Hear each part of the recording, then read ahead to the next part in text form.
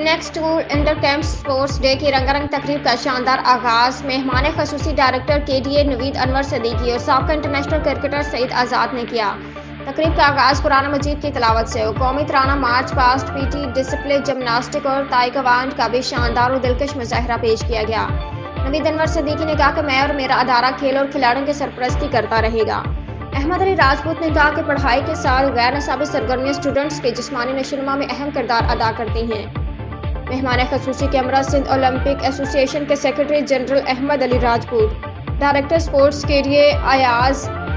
Munshi, sports organizer Muhammad Naseem, the next tour کے head of HR Hamza Zakaria, miss Ayesha Basir, miss Rimsha, the next tour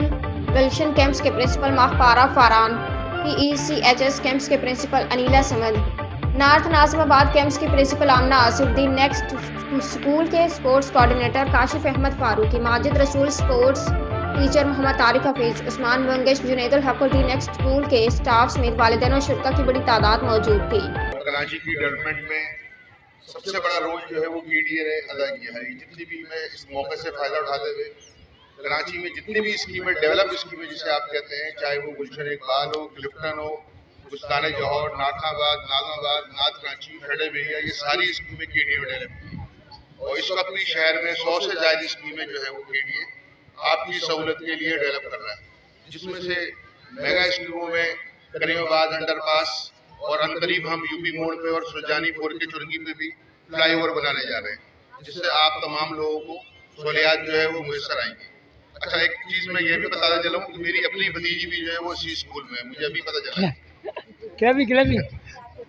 اور sports activity کا دیکھیں، ہم جس جنریشن کی طرف جا رہے ہیں، IT کا دور ہے، ڈیجیٹلائزیشن کا دور ہے اور ہمارے زمانے میں تو بچے باہر فٹ بال، کرکٹ، ہاکی اس طرح کے گیمز میں حصہ لیتے تھے۔ تو میں تو سمجھتا ہوں کہ اس طرح کی ایکٹیویٹی کنٹینیو رکھنا بچوں کو وہ پرووائڈ کرتا ہے